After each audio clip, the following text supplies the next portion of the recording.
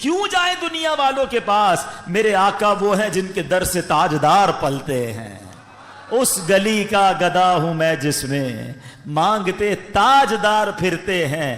کیوں جہاں کے تاجداروں خواب میں دیکھی وہ شے جو آج جھولیوں میں گدایان در کی ہے. ارے آقا کا در جب موجود ہے تو دنیا والوں سے کیوں مانگنا ہے؟ ہم نے اللہ سے مانگنا ہے. اللہ کے حبیب علیہ الصلوۃ والسلام کی بارگاہ میں التجا کرنی ہے, اور وہ بھی اس لیے کرنی ہے کہ اللہ نے یہ در دکھایا ہے. وہی رب ہے جس نے تجھ کو ہم تن کرم بنایا, ہمیں بھیک مانگنے کو تیرا آستاں بتایا. تجھے حمد ہے خدایا. تو ہمیں دنیا والوں سے زندگی بھر ایک اصول بنا لو اپنا, خودداری ہونی چاہیے. ہاں, خوددار کو غیب سے عطا کیا جاتا ہے.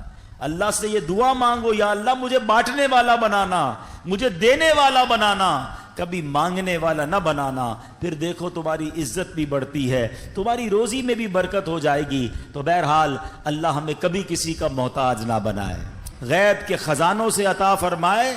درود پاک پڑھتے رہیے, جھولیاں بھری جاتی رہیں گی. ایک بار پھر محبت کے ساتھ باواز بلند درود پاک پڑھ لے. صلو علی الحبیب محمد صلی اللہ علیہ وسلم. آج ماشاءاللہ درود پاک پر کافی زبردست کلام ہوا. ایک اور شاندار وظیفہ, اللہ اکبر, بلکہ شاید میں یہ کہوں تو غلط نہیں ہوگا کہ افضل ترین وظیفہ. جی ہاں, آج اس پر بات کریں گے, اور وہ کتنا اہم ہے ہماری زندگی میں, ہمارے ایمان کے لیے, وہ بھی انشاءاللہ پتہ چل جائے گا. صحابی رسول حضرت شداد بن اوس رضی اللہ تعالیٰ فرماتے ہیں کہ ہم صحابہ کرام علیہ رضوان اللہ پاک کے آخری نبی رسول ہاشمی صلی اللہ تعالیٰ علیہ وسلم کی خدمت میں حاضر تھے. آپ علیہ الصلوۃ والسلام نے ہم سے پوچھا, حل فیکم غریب, کیا کوئی تم میں اجنبی تو نہیں بیٹھا؟ تو صحابہ کرام نے کہا نہیں حضور, ہم سارے مسلمان ہی ہیں اور کوئی غیر نہیں ہے. تو نبی پاک علیہ الصلوۃ والسلام نے فرمایا اچھا ایسا کرو, دروازے بند کر دو. صحابہ نے دروازے بند کر دیے. اب آپ علیہ الصلوۃ والسلام نے فرمایا ارفعوا ایدیکم وقولوا لا الہ الا اللہ, ہاتھ اوپر اٹھا لو اور لا الہ الا اللہ پڑھنا شروع کر دو. حضرت شداد بن اوس کہتے ہیں ہم سب نے ہاتھ اوپر اٹھائے اور کلمہ پاک پڑھنا شروع کر دیا. کچھ دیر اسی طرح ہم ذکر کرتے رہے, نبی پاک ذکر کرواتے رہے, اور اس کے بعد مالک جنت قاسم نعمت صلی اللہ تعالی علیہ وسلم نے خوشخبری سناتے ہوئے فرمایا ابشروا فإن اللہ قد غفر لکم, تمہیں بشارت ہو کہ بے شک اللہ پاک نے تمہیں بخش دیا ہے.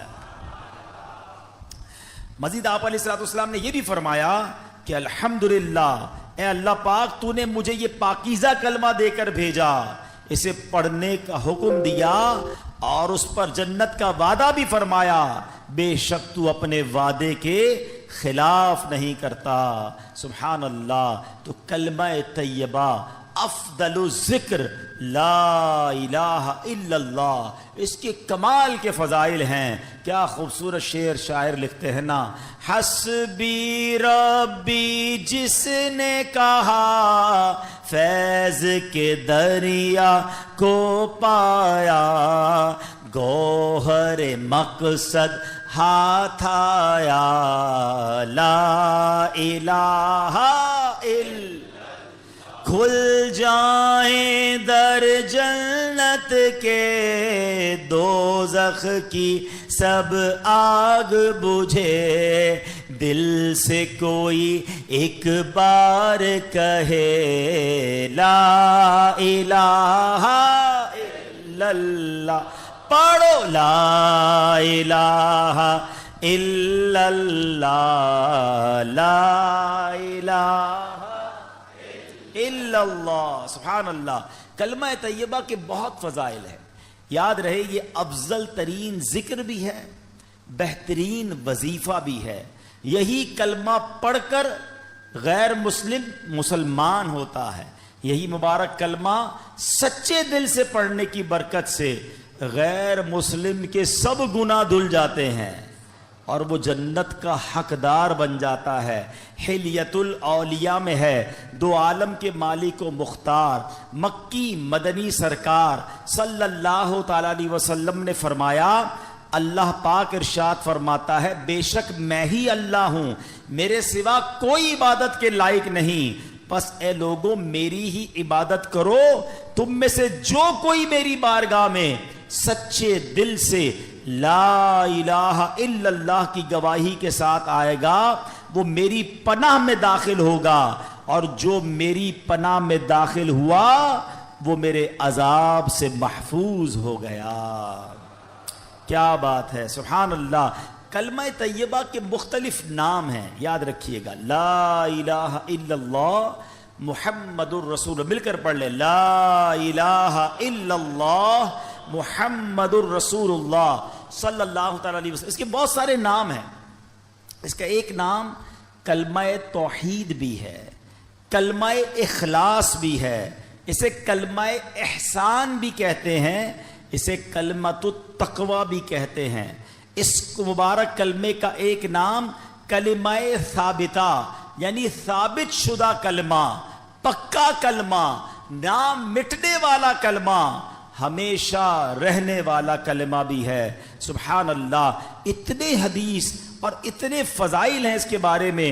صحابی رسول حضرت ابو ہریرہ رضی اللہ تعالیٰ عنہ فرماتے ہیں، میں نے اللہ پاک کے آخری نبی رسول ہاشمی صلی اللہ تعالیٰ علیہ وسلم کی خدمت میں عرض کی، یہ بخاری شریف کی حدیث ہے کہ یا رسول اللہ صلی اللہ تعالیٰ علیہ وسلم، قیامت کے دن آپ کی شفاعت سے حصہ پانے والے خوش نصیب لوگ کون ہوں گے؟ فرمایا، اے ابو ہریرہ، میرا گمان یہی تھا کہ تم سے پہلے مجھ سے کوئی یہ بات نہیں پوچھے گا۔ نبی پاک کو یہ بھی پتا تھا سوال کون پوچھے گا مجھ سے۔ فرمایا، کیونکہ میں حدیث سننے کے معاملے میں تمہاری حرص کو جانتا ہوں۔ پھر فرمایا، اے ابو ہریرہ، قیامت کے دن میری شفاعت پانے والا خوش نصیب وہ ہوگا جو سچے دل سے لا الہ الا اللہ کہے گا۔ ایک بار پھر پڑھ لیں، لا الہ الا اللہ محمد الرسول اللہ صلی اللہ تعالی علیہ وسلم۔ حضرت عثمان بن مالک رضی اللہ تعالیٰ سے روایت ہے، رسول رحمت شفیع امت صلی اللہ تعالی علیہ وسلم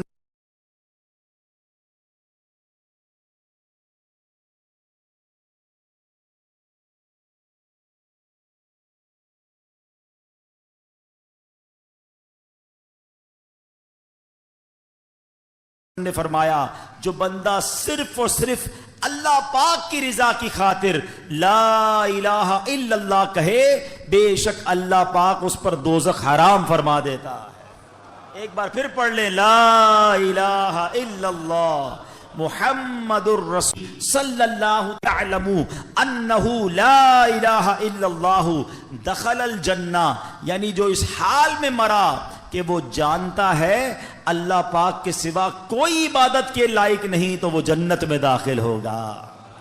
ایک حدیث پاک میں ہے، پیارے آقا مکی مدنی مصطفیٰ صلی اللہ تعالی علیہ وسلم نے فرمایا، ثمن الجنتی لا الہ الا اللہ۔ بڑی پیاری حدیث ہے، اتنی مختصر ہے مگر کیا پیاری بات فرما دی۔ آپ کہیں جناب مجھے ڈیفنس میں بنگلہ چاہیے، آپ اگلا سوال ہوگا کتنے کا ہے، قیمت کیا ہے، پرائس کیا ہے، مجھے فلاں والا نیا موبائل چاہیے، ہاں مجھے بھی چاہیے، قیمت تو بتاؤ۔ اچھا جناب فلاں قسم کی گاڑی چاہیے، مگر یہ تو بتاؤ کتنے کی ہے، جیب میں پیسے ہوں گے تو لوں گا نا۔ اب اگر آپ سے کوئی کہے کہ جنت کی قیمت کیا ہے، جنت کا ثمن کیا ہے، جنت کا داخلہ کیسے ملے گا، آئے ہائے، نبی پاک نے ایک لائن میں جنت کی قیمت بیان فرما دی۔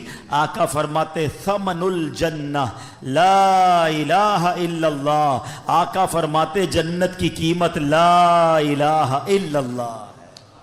پھر پڑھ لو، لا الہ الا اللہ محمد الرسول اللہ صلی اللہ علیہ وسلم. ایک اور روایت میں ہے رسول اکرم نور مجسم صلی اللہ تعالی علیہ وسلم نے فرمایا مفاتیح الجنتی شہادت لا الہ الا اللہ. جنت کی چابیاں لا الہ الا اللہ کی گواہی دینا ہے.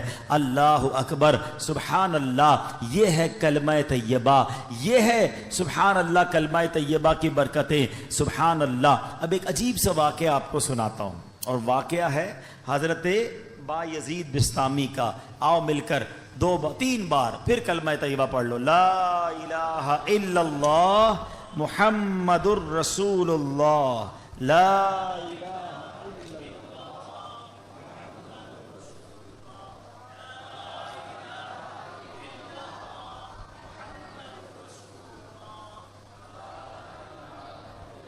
واہ واہ واہ, پڑھتے رہا کرو یار, زبان کو عادی بناؤ. پتہ ہے آپ کو, ابھی آگے حدیث سنو گے آپ. افضل الذکر, لوگ پوچھتے ہیں نا یار سب سے افضل ذکر بتائے. حدیث کے الفاظ ہے افضل الذکر لا الہ الا اللہ. سب سے افضل اگر کوئی ذکر ہے نا تو وہ لا الہ الا اللہ ہے. پڑھتے ہی نہیں ہیں. انشاءاللہ آگے اس پر بات کرتے ہیں. میں واقعہ سناتا ہوں. حضرت بایزید بسطامی رحمۃ اللہ تعالی علیہ ایک مرتبہ سفر میں تھے.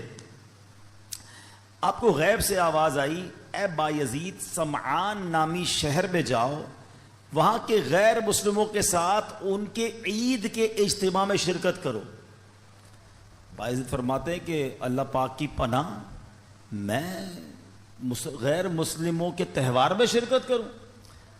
آپ نے کہا کہ نہیں, یہ میرے لیے پیغام نہیں ہو سکتا. رات سوئے, خواب میں پھر یہی آواز آئی, بایزید جاؤ اور غیر مسلموں کے فلاں تہوار میں عید میں شرکت کرو. پھر یہ کہتے میں اٹھ گیا, خواب سے کانپنے لگا, سوچ رہا تھا کہ یہ کس کی آواز ہے, مجھے کون پیغام دے رہا ہے, کہیں شیطان کی طرف سے تو نہیں.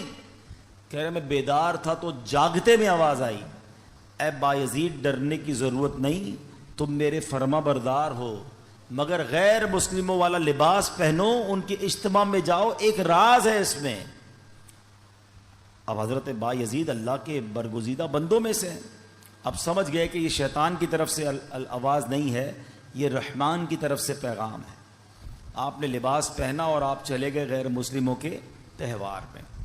اب سارے بہت بڑا میدان, بہت بڑا میلہ, سب لوگ اپنے سب سے بڑے عالم کے انتظار میں بیٹھے ہیں.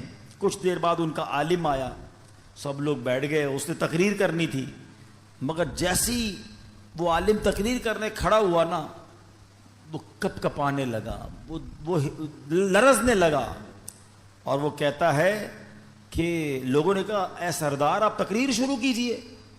تو کہتا ہے کہ تو ہمارے اجتماع میں ایک محمدی بیٹھا ہے, ایک اللہ کے آخری نبی کا امتی بیٹھا ہے, اور وہ تمہارے دین کا امتحان لینے آیا ہوا ہے, اس لیے میری آواز ہی نہیں نکل رہی ہے. پھر اس نے بلند آواز سے کہا اے محمدی, اے اللہ کے آخری نبی کے امتی کھڑے ہو جاؤ. حضرت بایزید بسطامی کھڑے ہو گئے.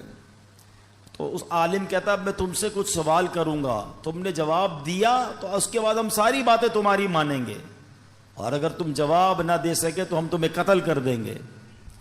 حضرت بایزید بسطامی تو ولیوں کے سردار تھے. آپ نے کہا پوچھو جو پوچھنا ہے.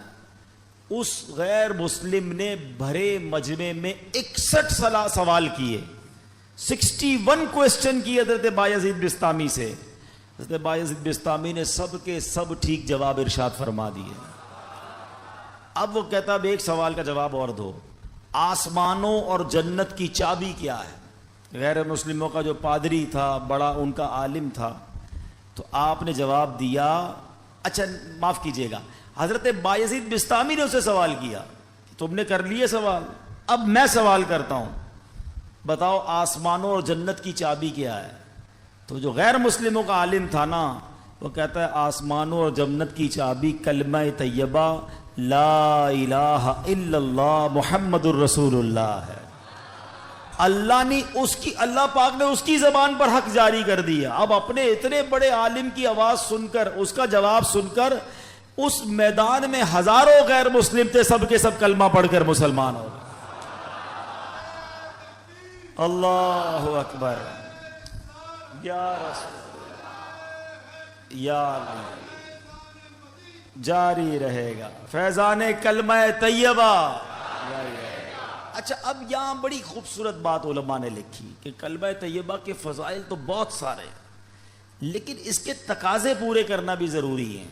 فرمایا کہ حضرت زید بن ارقم رضی اللہ عنہ سے روایت ہے، رسول ذیشان مکی مدنی سلطان علیہ الصلوۃ والسلام نے فرمایا، جس نے اخلاص کے ساتھ لا الہ الا اللہ کہا وہ جنت میں داخل ہوگا۔ صحابہ کرام نے عرض کی یا رسول اللہ صلی اللہ تعالی وسلم، کلمہ طیبہ کا اخلاص کیا ہے؟ فرمایا یہ کہ بندہ اللہ پاک کی حرام کردہ چیزوں سے بچتا رہے۔ اب ایسا نہیں صرف لا الہ الا اللہ پڑھتا رہے بھائی جنت میں چلے جائیں گے۔ ایک مرتبہ حضرت وہاب بن منبہ رحمۃ اللہ تعالی کی خدمت میں عرض کیا گیا، کیا کلمہ طیبہ جنت کی چابی نہیں ہے؟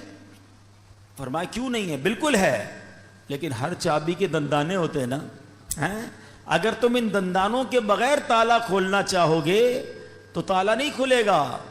سبحان اللہ، کتنی پیاری مثال دے دی کہ کلمہ طیبہ جنت کی چابی ہے، مگر اس کے دندانے کیا ہیں؟ نماز ہے، روزہ ہے، حج ہے، زکوٰۃ ہے، جو فرائض ہیں وہ اس کے تالے کی چابی کے دندانے ہیں۔ تو گویا کلمہ بھی پڑھنا ہے، نماز بھی پڑھنی ہے، روزے بھی رکھنے ہیں، فرض ہو جائے تو حج بھی کرنا ہے۔ چلو حج کے بارے میں بھی تھوڑی سی بات کر لوں، کیونکہ حج کا سیزن آیا ہوا ہے۔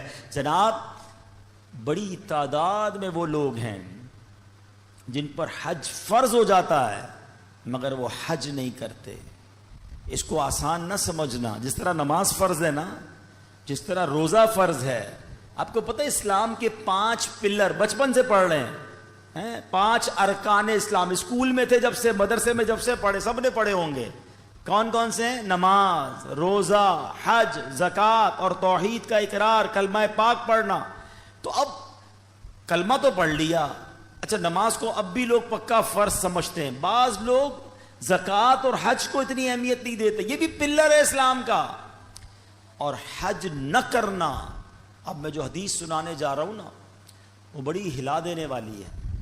حدیث پاک کا مضمون ہے، نبی پاک فرماتے ہیں جو کوئی شخص استطاعت کے باوجود، یعنی طاقت رکھتا ہے، پیسے بھی ہیں، گھر والوں کو بھی نان نفقہ دے سکتا ہے، ایسی صحت بھی ہے کہ حج کر سکے، استطاعت کے باوجود حج نہ کرے، آقا فرماتے مجھے کوئی پرواہ نہیں وہ عیسائی ہو کر مرے یا یہودی ہو کر مرے۔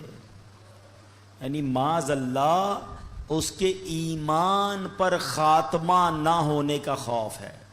لوگ کہتے ہیں یار بس حج کرنا ہے تو وہ ذرا بچی کی شادی کر لوں پھر کر لوں گا، وہ ذرا کاروبار سیٹ کر لوں پھر کر لوں گا، آج کل بڑی گرمی ہے، حج ذرا ٹھنڈ میں آئے گا نا پھر کر لوں گا۔ اور اللہ کے بندوں، ہمیں نہیں پتا ہم زندہ رہیں گے نہیں رہیں گے اگلے حج تک۔ کئی لوگ پچھلے حج میں ہمارے ساتھ تھے، اس بار نہیں ہیں۔ اگر فرض ہے تو دیر نہ کریں، اور اگر تم یہ سمجھتے ہو نا کہ 2-4 کام اٹکے ہوئے ہیں وہ ٹھیک ہو جائیں تو حج کروں گا، ارے تمہاری بھول ہے، وہاں چلے جاؤ، سارے کام ادھر سے ہی تو بن جاتے ہیں، بگڑے ہوئے بنتے ہیں سب کام مدینے میں، بٹتے ہیں جہاں بھر کے آلام مدینے میں۔ مشکل میں ہو تو جاؤ نا آقا کی دربار میں۔ اور لوگ کہتے تھوڑے پیسے، مطلب حج کے پیسے تو ہیں مگر اس سے زیادہ نہیں ہیں، وہ کم ہو جائیں گے، بھول ہے تمہاری۔ حدیث پاک سناتا ہوں جس کا مضمون ہے حج کرو غنی ہو جاؤ گے۔ ہاں، حج کرنے سے مال میں بھی برکت ہو جاتی ہے، تو حج میں سستی نہیں۔ حج ایک ہی بار فرض ہے، ایک بار کر لیا پھر بار بار نہیں ہے، لیکن جس نے ایک بار بھی نہیں کیا۔ اچھا، ایک اور عجیب فینومینا، عمرے کرتے رہتے ہیں، ہر سال عمرہ کرتے، حج نہیں کیا۔ ارے بھائی تم 100 عمرے کر لو، تمہارا فرض ادا نہیں ہوا ہے۔ کوئی 100 نفل پڑھے اور فرض نہ پڑھے تو کیا ہوگا؟ فرض ادا ہو جائے گا؟ نہیں ہوگا نا، فرض کرنا پڑے گا نا۔ یہ بالکل اسی طرح حج کرنا پڑے گا۔ اور میں آپ کو سچ بتاؤں، کسی عاشق رسول کے ساتھ حج کر لیا نا، پھر حج کی بار بار کیے بغیر چین آئے گا نہیں۔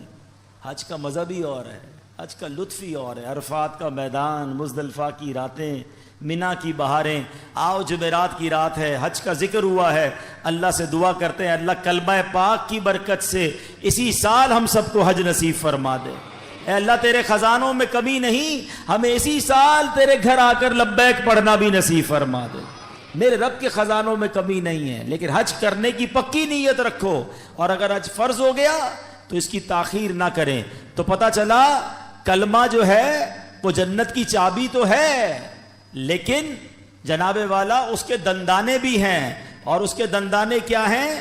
اس کے دندانے یہ ہیں کہ نماز پڑھے، روزہ رکھے، اور حج فرض ہو تو حج ادا کرے، زکوٰۃ کے شرائط پائے جائیں تو زکوٰۃ دے، پھر دیکھیں انشاءاللہ یہ جنت کی چابی کیسے کام کرتی ہے۔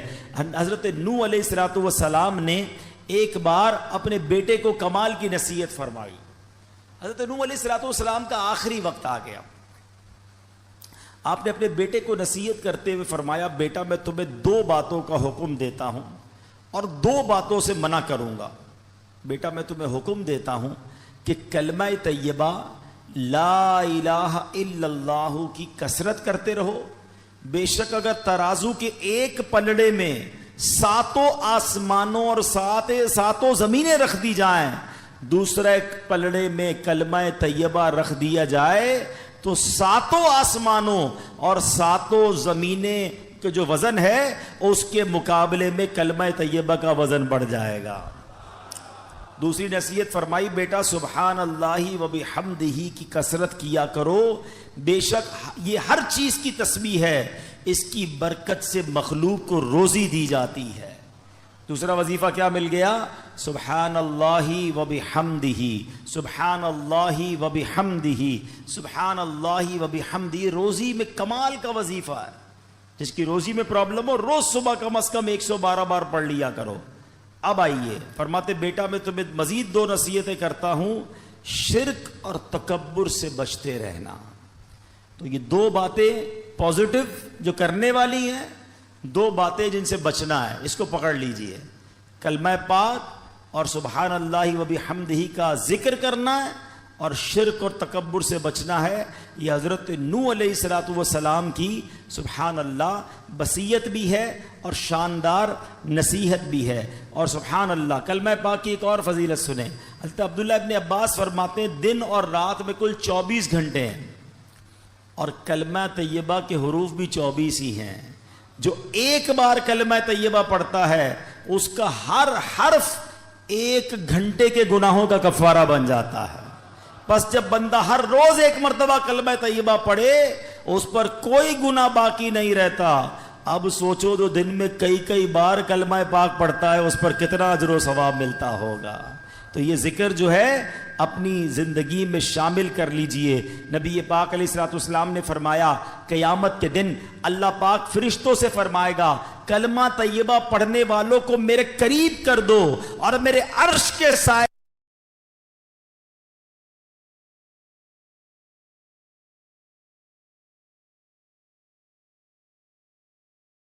میں جگا دو، بے شک میں ان سے محبت کرتا ہوں۔ اللہ کا محبوب بننا ہے تو کلمہ پاک کا ورد کیجئے۔ اللہ اکبر۔ میں نے ایک شروع میں بات کہی تھی کہ افضل الذکر کیا ہے، اب حدیث سن لو۔ احمد مجتبی رسول خدا صلی اللہ تعالی علیہ وسلم نے فرمایا افضل الذکر لا الہ الا اللہ و افضل الدعاء الحمدللہ۔ آقا فرماتے ہیں افضل ذکر ہے لا الہ الا اللہ، اور افضل دعا ہے الحمدللہ۔ تو سبحان اللہ کلمہ شکر بھی ادا کرنا ہے۔ بہرحال میرے پیارے اسلامی بھائیوں، اب ایک اور اہم بات سبحان اللہ کہ ہمیں جب آخری وقت کسی کا آ جائے نا، کسی مردے کا، کسی شخص کا آخری وقت، انتقال کا وقت قریب آ جائے، تو اس وقت اس کے پاس جا کر کلمہ پاک کی تلقین کرنی چاہیے، کلمہ سکھانا چاہیے۔ نبی پاک کا فرمان لقنوا موتاکم لا الہ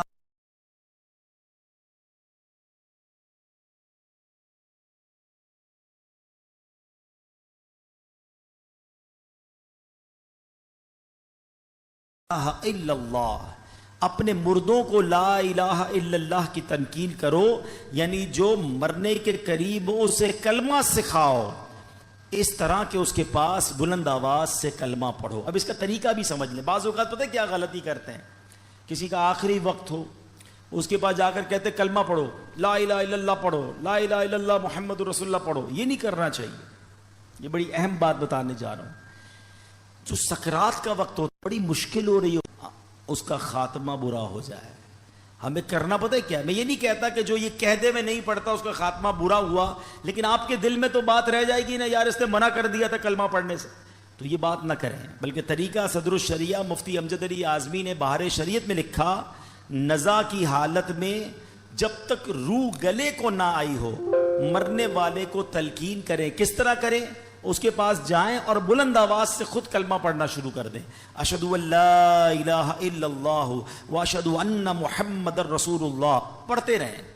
اب اس کو کہنے کا حکم نہ دیں، آپ پڑھتے رہیں تاکہ وہ سنے اور اس کو یاد آ جائے، اور جب اس بندے نے کلمہ پڑھ لیا نا، آپ چپ ہو جائیں، اب کوئی اور بات نہ کریں، اس کا آخری جملہ نکل چکا نا کلمہ، اب آپ خاموش ہو جائیں۔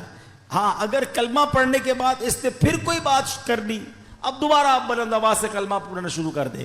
کوشش کریں کہ اس کا آخری کلام جو ہے وہ لا الہ الا اللہ محمد الرسول اللہ صلی اللہ تعالی علیہ وسلم ہو جائے۔ اللہ مجھے اور آپ کو مرتے وقت بھی کلمہ نصیب فرمائے۔ کس کس کی تمنا ہے مرتے وقت کلمہ پڑھنا ہے؟ سبحان اللہ۔ آج کل پڑھتے ہو؟ مرتے وقت سب کو پڑھنا ہے۔ روزانہ کتنی بار پڑھتے ہو؟ آج کا بیان نکال دیں، آج کے بیان میں تو ماشاءاللہ کئی بار ہم نے پڑھ لیا، آپ چوٹ کرنے کے لیے کہہ رہا ہوں، پچھلے ایک ہفتے میں کتنی بار کلمہ پڑھا ہے؟ اپنے آپ کو جواب دینا، مجھے جواب مت دینا۔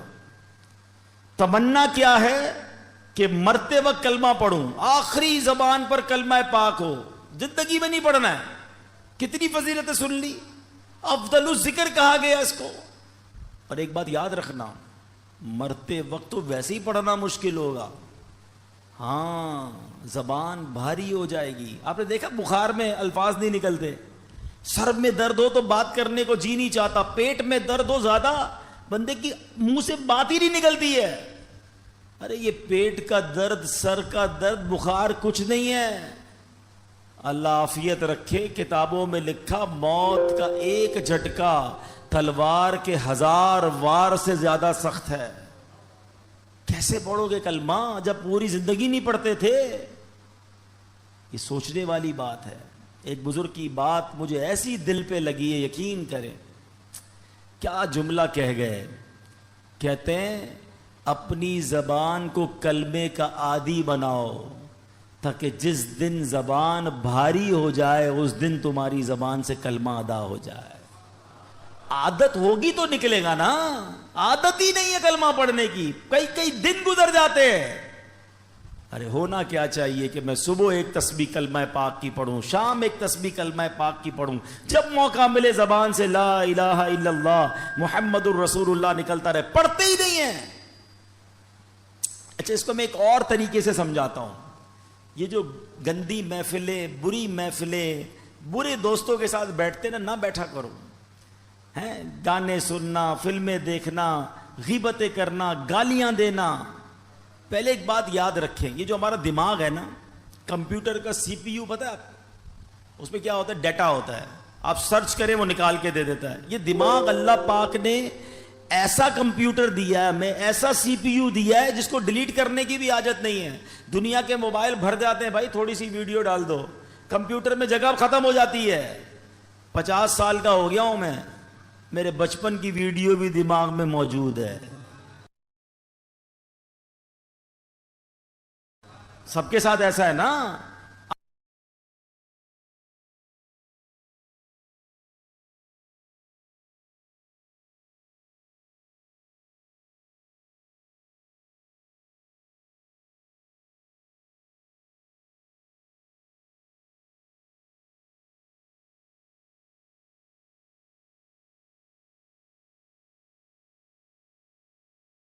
آپ کو بچپن کے کئی واقعات ایسے یاد ہیں جیسے آپ کی آنکھوں کے سامنے فلم چلتی ہے۔ یہ کدھر سیو ہے؟ ادھر سیو ہے. جس کا نام لیتا ہوں اس کی تصویر آ جاتی ہے دماغ میں. کیسے آتی ہے؟ یہ سب کی تصویریں سیو ہیں. دنیا بھر کے ممالک دیکھے وہ دماغ میں سیو ہیں. سب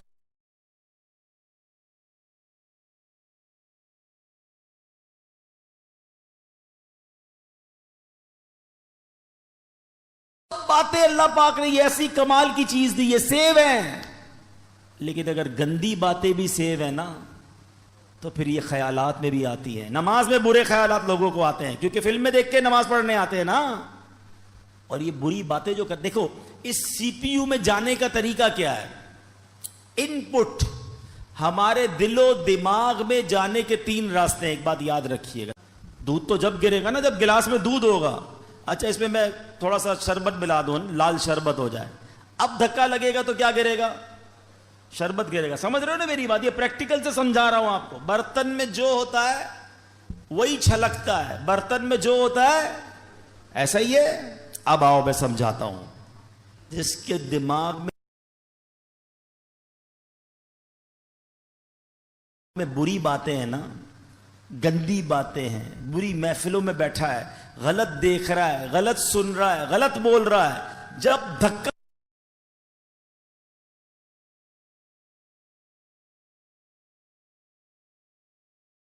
لگتا ہے نا پھر وہی باہر نکلتا ہے. آپ دیکھ لیں اچھے خاصے نیک نمازی جھگڑا ہو جائے کسی سے, ارے باپ رے باپ ایسی گالیاں نکلتی ہے, بندہ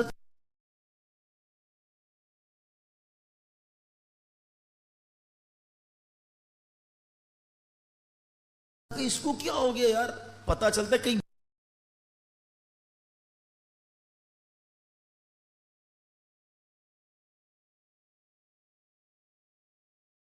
بیٹھتا ہے گالیاں سنتا ہے, ٹھیک ہے نا. اور کسی شریف النفس آدمی جس نے کبھی گالیاں سنی ہی نہیں ہے, بیٹھتا ہی نہیں بری صحبت میں, اس کو دھکا دے دو, اس سے کسی کا جھگڑا ہو جائے تو کہے گا یار نہیں مارو مجھے, کیوں لڑ رہے ہو بھائی, نہیں بھائی نہیں کرو, اس کے منہ سے گالی نکلے گی نہیں کیونکہ اندر گندا نہیں ہے. چلو ایک اور ایگزامپل, ایک اور مشورہ, ایک اور طریقہ. چلے موٹر سائیکل گاڑیاں تو کم, لا الہ الا اللہ یا رسول اللہ یا غوث پاک, سمجھ لو اندر صحیح بھرا ہوا ہے. سمجھ رہے ہو؟ اندر آپ کا پاک بھرا ہوا ہے, جھٹکا لگ رہا ہے, اچھا ہی نکل رہا ہے.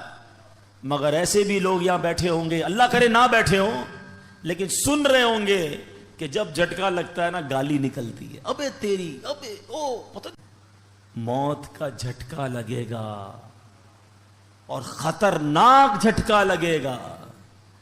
اندر اچھا بھرا ہوا ہوگا نا وہ باہر آ جائے گا, اور اگر اندر برا بھرا ہوا ہوگا نا, بے حیائی, برائی, گالیاں, مارے نہ جائیں, کہیں مرتے وقت بری باتیں زبان پہ نہ آ جائیں.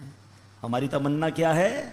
کلمہ پڑھتے پڑھتے, درود پڑھتے پڑھتے, یا رسول اللہ کہتے کہتے میں وہ سنی ہوں جمیل قادری مرنے کے بعد میرا لاشا بھی کہے گا الصلاۃ والسلام. یہ پڑھتے پڑھتے جانا ہے نا, تو دنیا میں پڑھو گے تو آخرت مرتے وقت آئے گا نا زبان پہ. ادھر گالیاں دینی ہے, ادھر لڑائیاں کرنی ہے, ادھر غیبتیں کرنی ہے, اور تمنا یہ کہ مرتے وقت کلمہ نصیب ہو. نہ کرو ایسا. آج سے نیت کر جاؤ کہ اگر کلمے والی موت چاہیے تو کلمے والی زندگی بھی چاہیے.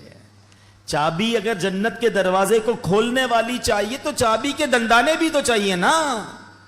تو اب انشاءاللہ ذکر و درود سے زبان کو تر رکھیں گے انشاءاللہ. کیا بات ہے میرے پیر و مرشد کی, بچپن سے ان کی نعتیں سن رہے ہیں, اب حدیثیں پڑھ پڑھ کے اور سمجھ آتی ہیں کہ کیا دعائیں, کیا التجائیں امیر اہل سنت نے اپنے کلاموں میں لکھ دی ہیں. کیا خوبصورت شعر تھا. ہم بہت پرانی نعتیں اور ہم پڑھتے تھے.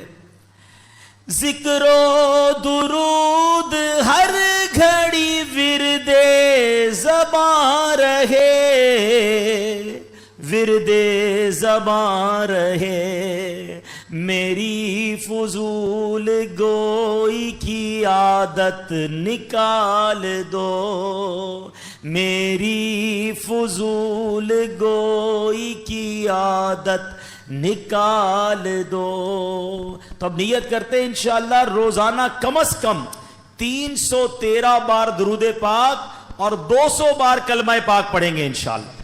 اچھا کلمہ پاک میں ایک اور عدد بتاتا ہوں، ایک ہدف بتاتا ہوں آپ کو۔ اچھا وہ کوشش کریں، 1 مہینے کا ٹارگٹ دے رہا ہوں آپ کو، اللہ کرے کہ مجھے اور آپ کو اس بار حج کی سعادت مل جائے تو ادھر کر لیں گے انشاءاللہ، ادھر نہیں جا سکے تو ادھر کر لیں گے۔ اب وہ وظیفہ ایسا ہے آپ کا ایمان تازہ ہو جائے گا۔ بس یہ میرا بیان میں اب اینڈ کر رہا ہوں، لیکن یہ وظیفہ سبحان اللہ حدیث سے سن لو۔ نبی پاک صلی اللہ تعالی علیہ وسلم کا فرمان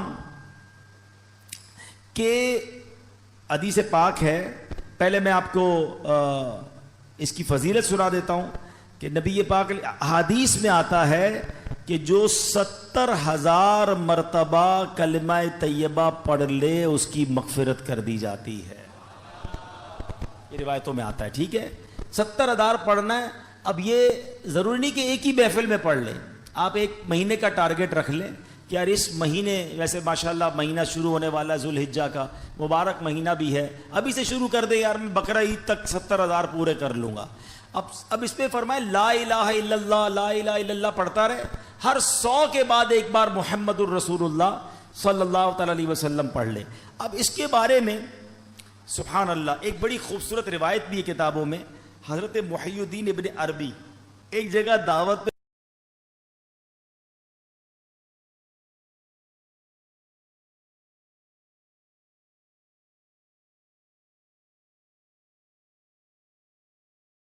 تشریف لے گئے تو ایک لڑکا جو ہے اس کے بارے میں مشہور تھا کہ یہ صاحب کشف ہے، اس کو بہت ساری باتیں کشف سے معلوم ہو جاتی ہیں، آپ نے سنا تھا۔ تو وہ بچہ جو ہے وہ آپ کے پاس کھانا کھا رہا تھا، اچانک رونے لگا، تو آپ نے کہا کیوں رو رہے ہو؟ کہا میں نے اپنی ماں ہوا تھا۔ آپ نے دل ہی دل میں وہ کلمہ پاک اس کی مرحومہ والدہ کو ایصال ثواب کر دیا کہ میں اس کو ایصال کرتا ہوں۔ وہ لڑکا مسکرانے لگا، آپ نے اس کو بتایا نہیں؟ کہتا کیوں مسکرا رہے ہو؟ کہ میں نے دیکھا کہ میری ماں کو فرشتے جنت کی طرف لے جا رہے ہیں۔ شیخ ابن عربی نے کہا کہ میں نے اس کے کشف سے حدیث پہچان لی اور حدیث کی برکت سے اس کے کشف کو پہچان لیا کہ یہ واقعی غیب کی باتیں دیکھ لیتا ہے، اور حدیث کتنی صحیح ہے یہ بھی مجھے اس واقعے سے پتہ چل گیا۔ تو پتہ چلا میرے پیارے اسلامی بھائیوں 70,000 بار کلمہ پاک۔ میں نے تو جب سے یہ حدیث پڑھی ہے نیت کر لی ہے، کچھ شروع بھی کر دیا ہے، میرے لیے بھی دعا کریں، آپ بھی ٹارگٹ لے لو انشاءاللہ بقرہ عید سے پہلے انشاءاللہ اس بار عید ایسی منانی ہے کہ 70,000 بار کلمہ پاک پڑھ چکے ہوں گے انشاءاللہ۔ فضول باتیں یار، موبائل پہ گھنٹوں گزارتے ہیں، واک کرتے ہوئے کلمہ پاک پڑھنا شروع کر دے، تسبیح ہاتھ میں لے کتنی بار ہو جائے گا، لا الہ الا اللہ، لا الہ الا اللہ، لا الہ، 100 بار پورا ہو جائے، محمد الرسول اللہ صلی اللہ علیہ وسلم پڑھ لیں، انشاءاللہ یہ زبان کلمے کی عادی بھی ہو جائے گی۔ اچھا پھر ضروری تھوڑی ایک بار 70,000 پڑھیں، اللہ توفیق دے، کیونکہ جب آپ پڑھو گے نا 70,000 بار یہ دل جگمگ کرنے لگ جائے گا، کلمے سے محبت ہو جائے گی اور پڑھنے کو جی چاہے گا۔ کبھی کہنا یار چلو امی کے نام پہ 70,000، کبھی کہنا ابو کے نام پہ، اتنے تحفے دیے امی ابو نے، اور خاص طور کے جن کے ماں باپ چلے گئے ان کے لیے تو زیادہ اچھی نیت کریں گے، تو امی ابو کے نام پر جو ہے وہ ہم پڑھیں، پھر اللہ پاک توفیق دے تو پیر صاحب کے نام پہ پڑھ لیں، چلو ان کے ایصال ثواب کے لیے، غوث پاک کے ایصال ثواب کے لیے، منوڑے والوں بھٹ والوں آپ کو تو یوسف شاہ غازی بابا کے بارے کے ایصال ثواب کے لیے بھی پڑھنا چاہیے۔ تو انشاءاللہ بزرگوں کے ایصال ثواب کے لیے پڑھتے رہیں گے، کلمہ پاک کا ثواب تو ملے گا، بزرگوں کا فیضان بھی مل جائے گا انشاءاللہ۔ تو پڑھیں گے انشاءاللہ، چلو 3 بار مل کر پڑھ لیتے، لا الہ الا اللہ محمد الرسول اللہ، لا الہ الا اللہ محمد الرسول اللہ، لا الہ الا اللہ محمد الرسول اللہ صلی اللہ تعالی علیہ وسلم۔ اب دیکھو یہ دعوت اسلامی ہے، کیا پیارا ماحول ہے، کبھی پکڑ کر ہمیں درود پاک کی فضیلت بتاتے ہیں، کبھی کلمہ پاک کی فضیلت بتاتے ہیں، کبھی نماز کی طرف بلاتے ہیں، اللہ رسول کے ذکر کی طرف بلاتے ہیں۔ تو اس الٹی سیدھی محفلیں چھوڑ دو، الٹی سیدھی گیدرنگیں چھوڑ دو، اللہ رسول کے ذکر کی۔ اور پھر سبحان اللہ ہر جمعرات اجتماع میں ذکر الہی کروایا جاتا ہے۔ ہاں کوئی بندہ یہ کہہ سکتا ہے بھائی میں تو ہر ہفتے کلمے کی ورد کرتا ہوں، کیسے کرتا ہوں؟ ہر ہفتے اجتماع میں جاتا ہوں، اجتماع میں تو ماشاءاللہ ذکر الہی کروایا جاتا ہے، آج پھر ہوگا انشاءاللہ۔ تو نیت کر لیں آج تو ماشاءاللہ بڑی تعداد میں پیچھے تک مجھے لوگ نظر آ رہے ہیں، تو آج شاید میں آیا ہوں تو آپ آ گئے ہیں. اب نیت کریں بھٹ والوں انشاءاللہ ہر جمعرات پابندی سے آئیں گے انشاءاللہ. ہاتھ تو اٹھا دو یار، پکی نیت ہو تو ہاتھ اٹھانا، ہاں نیت بنتی ہو تو. اور انشاءاللہ مدنی قافلے میں بھی سفر کریں گے نا انشاءاللہ. ماشاءاللہ بڑے پیارے پیارے اعلان بھی آ گئے. پہلے میں ہر جمعرات جو درود پاک پڑھائے جاتے ہیں اور وظائف پڑھائے جاتے ہیں وہ پڑھ لیتے ہیں، پھر اعلان، پھر ذکر اور پھر دعا. کوئی بھی اٹھ کے نہ جائیے گا، یہ مبارک لمحات ہوتے ہیں، قبولیت کے لمحات ہوتے ہیں. بزرگوں نے فرمایا جو شخص ہر شب جمعہ اور جمعرات کی درمیانی رات، یعنی جو رات چل رہی ہے نا، یہ درود پاک شریف پابندی سے کم از کم ایک مرتبہ پڑھے، موت کے وقت سرکار مدینہ صلی اللہ تعالی علیہ وسلم کی زیارت کرے گا. قبر میں داخل ہوتے وقت بھی یہاں تک کہ وہ دیکھے گا کہ سرکار مدینہ صلی اللہ تعالی علیہ وسلم اسے قبر میں اپنے رحمت بھرے ہاتھوں سے اتار رہے ہیں. مل کر پڑھ لیں، اللہم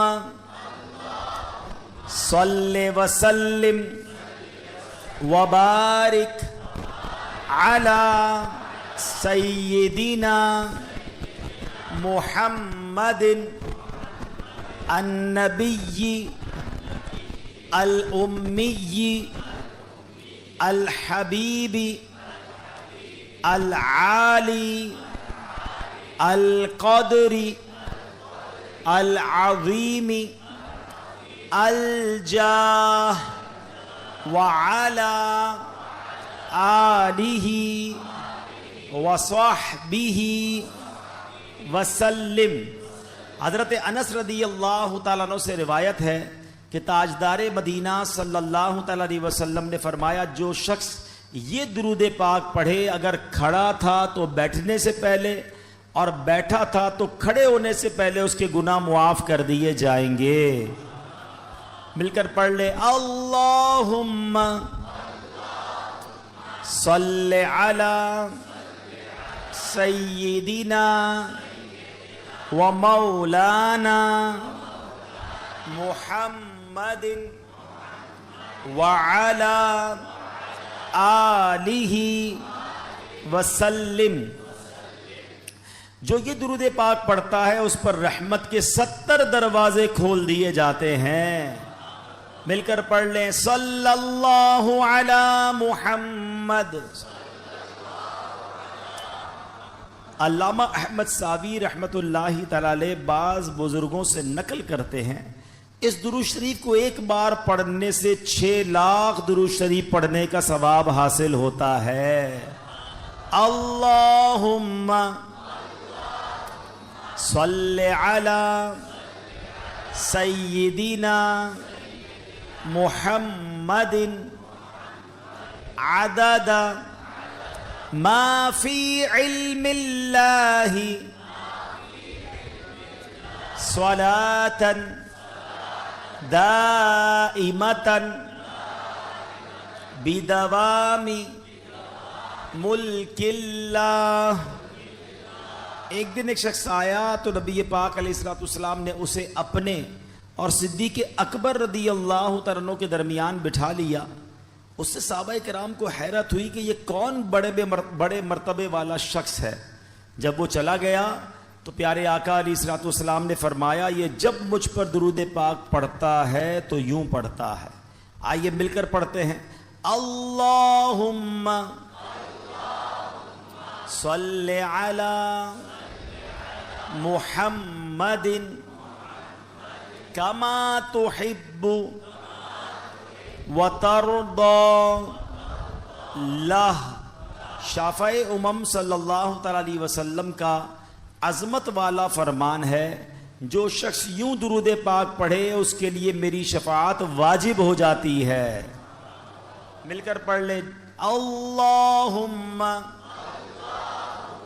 صلی علی محمد وانزلہ المقعد المقرب عندک یوم القیامہ حضرت ابن عباس رضی اللہ تعالیٰ عنہ سے روایت ہے کہ سرکار مدینہ صلی اللہ تعالیٰ علیہ وسلم نے فرمایا اس کو پڑھنے والے کے لیے 70 فرشتے 1000 دن تک نیکیاں لکھتے ہیں. مل کر پڑھ لیتے ہیں. جزا اللہ عنا محمدا ما ہوا اہلہ. فرمان مصطفیٰ صلی اللہ تعالی علیہ وسلم جس نے اس دعا کو 3 مرتبہ پڑھا گویا اس نے شب قدر حاصل کر لی. مل کر پڑھ لیں. لا الہ الا اللہ الحلیم الکریم سبحان اللہ رب السماوات السبع ورب العرش العظیم لا الہ الا اللہ الحلیم الکریم سبحان اللہ رب السماوات السبع ورب العرش العظیم لا الہ الا اللہ الحلیم الکریم سبحان اللہ رب السماوات السبع ورب العرش العظیم. صلو علی الحبیب.